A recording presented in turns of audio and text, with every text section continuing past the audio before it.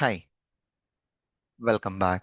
So guys, ఈ రోజు session నుంచి మనము వేరియస్ యుఐ ఎలిమెంట్స్ని ఎలా హ్యాండిల్ చేయాలో చూద్దాము. సో ఈ రోజు సెషన్లో మనం ఫస్ట్ చూడబోయేది, ఏదైనా ఒక టెక్స్ట్ ఫీల్డ్ మనకు ఉంటే కనుక ఆ టెక్స్ట్ ఫీల్డ్లో వాల్యూని మనం ఎట్లా ఫిల్ చేస్తాము అన్నది ఒక ఎగ్జాంపుల్తో చూద్దాం మనం. సో ఇప్పుడు ఈ sauce.demo.com చూస్తే user name text field, password text fields ఉన్నాయి. ఈ టెక్స్ట్ ఫీల్డ్స్ని మనం ఎట్లా హ్యాండిల్ చేయాలి, ఈ టెక్స్ట్ ఫీల్డ్స్లో మనం వాల్యూని ఎలా ఎంటర్ చేయాలి అన్నది మన యొక్క కీ కాన్సెప్ట్ మాట.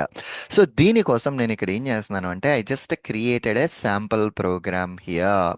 ఓకే. సో ఈ ఫైల్ నేమ్ కనుక మీరు చూస్తే, handling of a text fields dot spec dot JS అని నేను డిఫైన్ చేశా.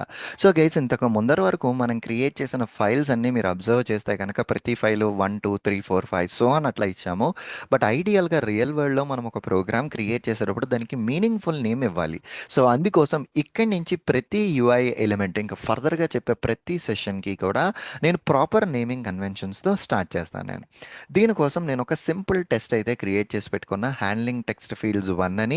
అందులో సాస్ డెమోను ఓపెన్ చేసి బ్రౌజర్ని క్లోజ్ చేసేంత వరకు నేను పెట్టుకున్నా. That's fine. సో ఇప్పుడు మన సినారియో ఏంది అంటే, ఈ యూజర్ నేమ్ ఫీల్డ్లో వాల్యూ ఎంటర్ చేయాలి. యూజర్ నేమ్ ఫీల్డ్లో నేను వాల్యూని ఎంటర్ చేయాలంటే ఫస్ట్ నేను యూజర్ నేమ్ ఫీల్డ్ని ఐడెంటిఫై చేయాలి. సో యూజర్ నేమ్ ఫీల్డ్ మీద రైట్ క్లిక్ కొట్టి ఇన్స్పెక్ట్ చేస్తే దీనికి ఉన్న మల్టిపుల్ యాట్రిబ్యూట్స్ వస్తాయి. ఆ యాట్రిబ్యూట్స్లో ఐడి యాట్రిబ్యూట్ని నేను పిక్ చేసుకుని I'm defining await page dot locator. ID ఉంటే కనుక మనం హ్యాష్ వాడాలి అన్నది మనం చూసుకున్నాం. అండ్ ఫిల్ అన్న కమాండ్ వాడితే కనుక టెక్స్ట్ ఫీల్డ్లో వాల్యూ ఎంటర్ చేస్తుంది. ఏదైనా ఒక టెక్స్ట్ ఫీల్డ్లో నువ్వు వాల్యూ ఎంటర్ చేయాలి అంటే నువ్వు ఫిల్ అన్న కమాండ్ని వాడాలన్నమాట. ఫిల్. ఓకే. వాల్యూ ఎంటర్ చేసిన తర్వాత ఆ టెక్స్ట్ ఫీల్డ్ నుంచి నువ్వు వాల్యూని రిమూవ్ చేయాలి అంటే క్లియర్ అన్న కమాండ్ని వాడాలి. So here clear. So clear అన్నది ఏం చేస్తుంది, ఆల్రెడీ ఏదన్నా ఒక ఫీల్డ్లో వాల్యూ ఉంటే ఆ వాల్యూని క్లియర్ చేస్తుంది. సో ఇంతకు ముందర సెషన్స్ వరకు నేను మాక్సిమం అన్ని విఎస్ కోడ్ ఎక్స్టెన్షన్ యూస్ చేసి ఈ పక్కన ప్లే బటన్ యూస్ చేసి ఎగ్జిక్యూట్ చేస్తా. ఈ రోజు నుంచి కొన్ని టాపిక్స్ అన్నీ కూడా నేను ప్లే రైట్ ఇన్స్పెక్టర్లో పాజ్ యూస్ చేసి ఎగ్జిక్యూట్ చేస్తా. సో దాట్ మీకు ఏమవుతుంది అంటే, ఈ స్క్రిప్ట్ ఎలా ఎగ్జిక్యూట్ అవుతుంది, యాక్షన్స్ ఏం జరుగుతున్నాయి అన్నది మీకు క్లియర్గా అర్థమవుతుంది. దానికోసం నేను పాజ్ యూస్ చేసా. పాజ్ యూస్ చేస్తే మీకు ఏమవుతుంది, మీరు టెర్మినల్ నుంచి పాజ్ యూస్ చేసినప్పుడు ప్రోగ్రామ్ రన్ చేస్తే పాజ్ దగ్గరకు వచ్చేసరికి మీ యొక్క ప్లే రైట్ ఇన్స్పెక్టర్ వస్తుంది. ఆ ఇన్స్పెక్టర్ నుంచి step by step over execution చేసుకోవచ్చు. సో ఇక్కడ నేను పాజ్ యాడ్ చేశాను. సో నా టెర్మినల్ను ఓపెన్ చేసి I'm just running this particular program. So టెర్మినల్లో NPX playwright test headed. So hyphen ఇక్కడ నేనేమి ఇచ్చాను, test handle text fields spec dot JS. అంతే, నాకు కావాల్సింది అదే కాబట్టి నేను దాన్ని డిఫైన్ చేసి పెట్టిన. And play right inspector open చేసి పెట్టుకున్నాను.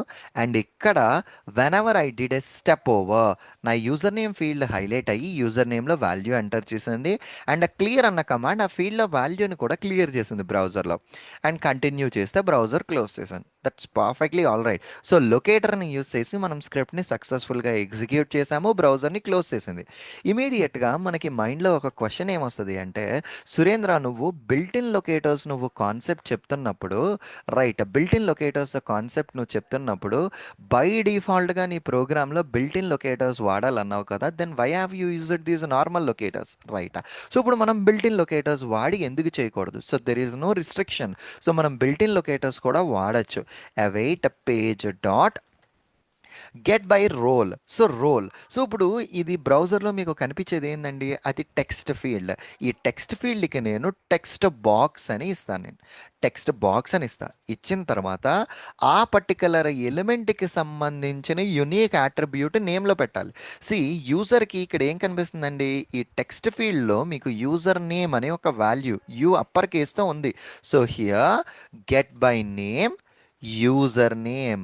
సో ఏదైతే నీకు ఒక టెక్స్ట్ బాక్స్ దానికి యూజర్ నేమ్ అన్నది ఉన్నదో దాంట్లోకి వెళ్ళి జగన్నాథం అని వాల్యూని ఫిల్ చేయి.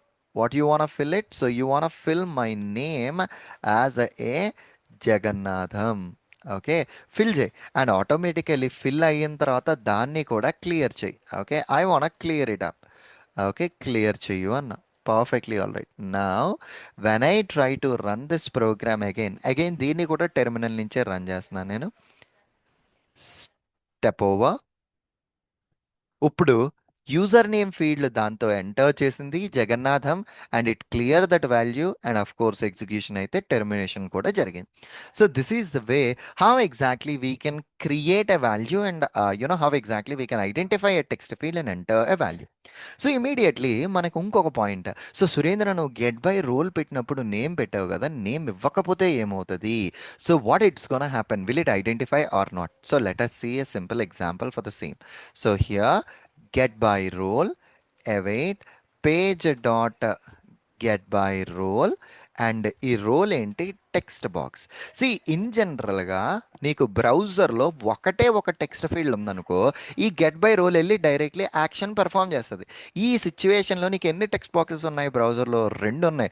రెండు ఉన్నప్పుడు మీ స్క్రిప్ట్ ఎగ్జిక్యూట్ చేస్తే ఖచ్చితంగా ఫెయిల్ అవుతుంది.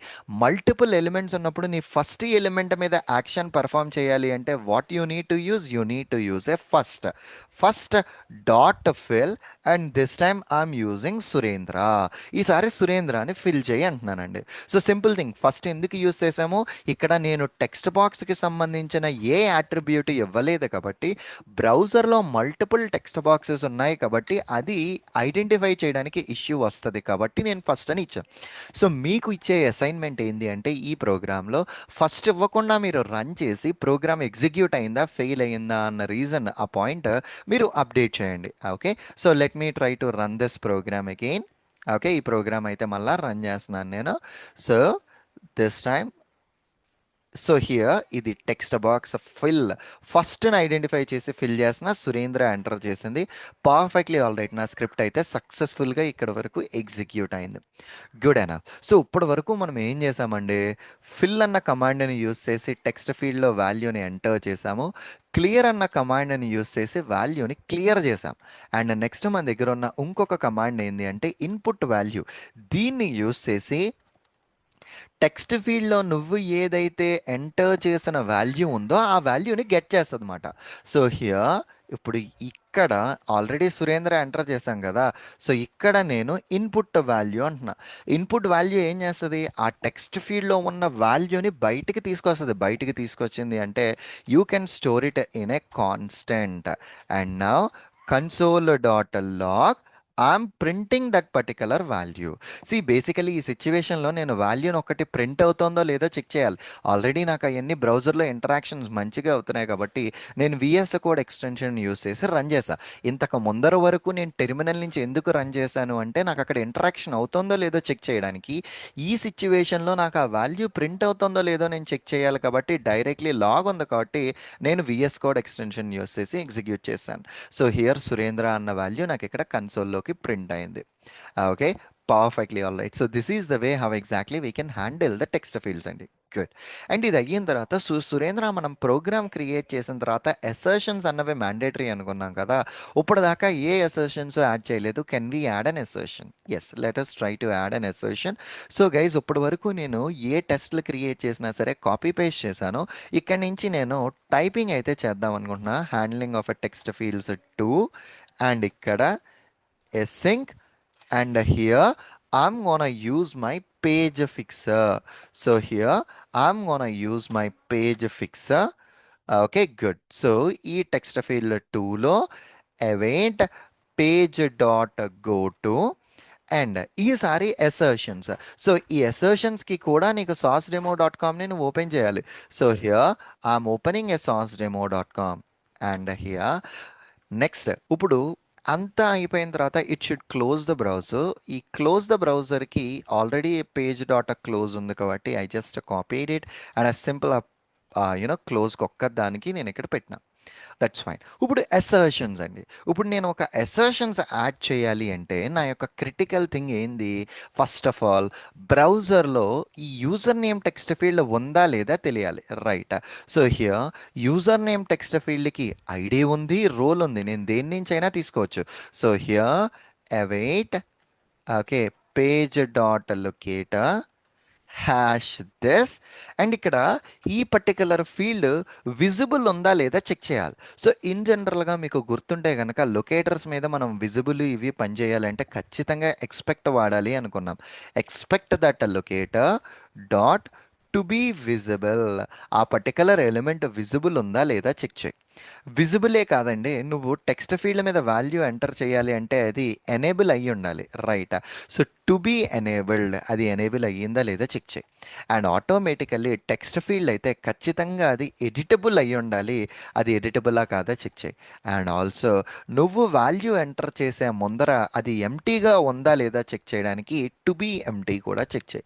అంటే ఒక టెక్స్ట్ ఫీల్డ్ మీద అది విజిబుల్ ఉందా లేదా చెక్ చేయి. ఆ టెక్స్ట్ ఫీల్డ్ బ్రౌజర్లో ఎనేబుల్ అయ్యిందా లేదా చెక్ చేయి. అది ఎడిటబుల్లా కాదా అన్నది కూడా చెక్ చేయి. అండ్ అందులో ఎంటీ ఉందా లేదా చెక్ చేయి అన్నాను. 3 డిఫరెంట్ అసర్షన్స్ అయితే పెట్టాను నేను.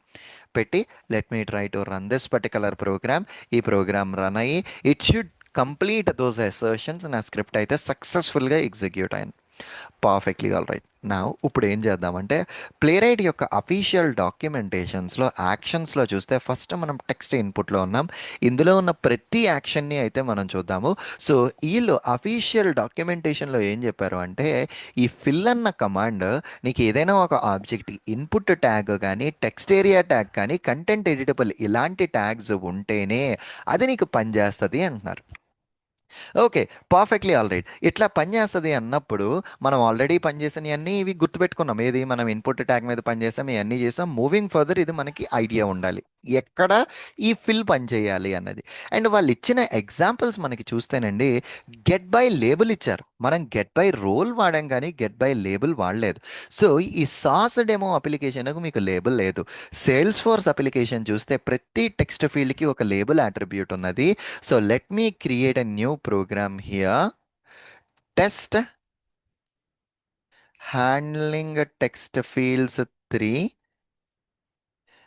async, and I'm gonna use my page fixer.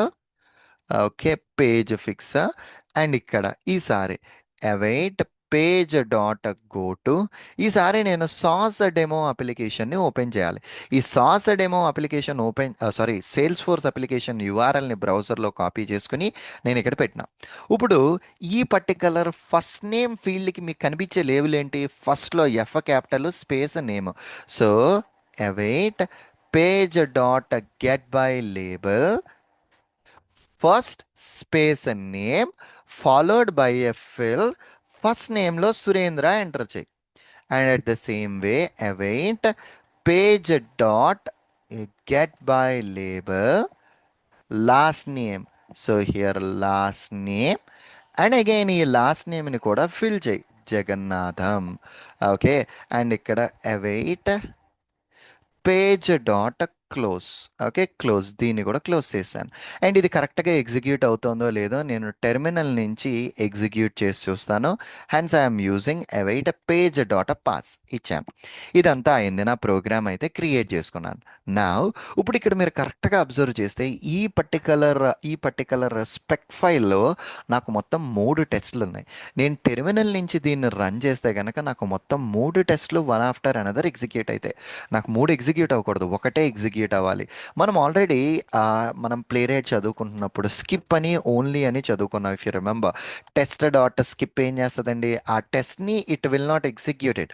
Test dot only multiple టెస్ట్లు ఉంటే కనుక only that test will be executed. అంతే కదా, ఆ ఒక్క టెస్ట్ మాత్రమే ఎగ్జిక్యూట్ అవుతుంది. సో ఇప్పుడు నేను ఈ టెస్ట్లో నేను ఈ ఒక్కటి మాత్రమే ఎగ్జిక్యూట్ చేయడం కోసం టెస్ట్ డాట్ ఓన్లీ అన్నదాన్ని అయితే యూస్ చేశాను. ఓన్లీ అన్నదాన్ని యూస్ చేసి నా టెర్మినల్ నుంచి let me try to run this program. So when I run this particular program only నా హ్యాండ్లింగ్ 3కి ఉంది కాబట్టి that just open it. And of course నా ప్లే రైట్ ఇన్స్పెక్టర్ కూడా ఓపెన్ అయింది. Now let me process step over and check. First name identify చేసింది, enter చేసింది. Last name identify చేసింది, ఎంటర్ చేసింది. And it performed further operations. Good enough. And guys ఇప్పుడు observe చేస్తే నేను ఫస్ట్ నేమ్ లాస్ట్ నేమే ఎంటర్ చేశా. ఇంకా జాబ్ టైటిల్ ఉంది, కంపెనీ నేమ్ ఉంది, వర్క్ ఈమెయిల్ ఉంది. ఇది మీరు అసైన్మెంట్ కింద చేయండి. అంటే ఈ పర్టికులర్ ప్రోగ్రామ్కి జాబ్ టైటిల్ ఎంటర్ చేయండి. ఓకే. కంపెనీ నేమ్ ఎంటర్ చేయండి. వర్క్ ఈమెయిల్ కూడా using it's label. Okay. Using it's label handle it. Okay. So using it's label handle it. Just ఇది ఒక చిన్న అసైన్మెంట్ కింద మీరు దీన్ని క్రియేట్ చేసుకోండి. Okay, perfectly all right. Let's take a break here. See you again in the next lecture. Thank you. Bye bye.